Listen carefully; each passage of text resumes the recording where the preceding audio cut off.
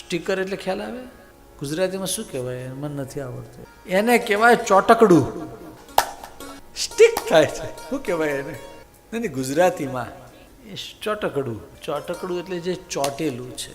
આપણને બધાની સાથે એક સંસાર ચોટેલો છે, ખ્યાલ છે કે નહીં? એ છૂટે કેવી રીતે? પેલા ભાઈને મેં પૂછ્યું, મેં કીધું આ સ્ટીકર હવે ક્યારે ઉખાડશો? મેં આમ ઉખાડવા ગયો તો મારાથી તો આમ અડધું ઉખડ્યું, અડધું કાગળિયું ચોટેલું થઈ ગયું. મેં કહ્યું આમાં દાળ ખવડાવીશ આ વાટકીમાં? શાસ્ત્રીજી આ તમારું કામ નથી, તમે રહેવા દો.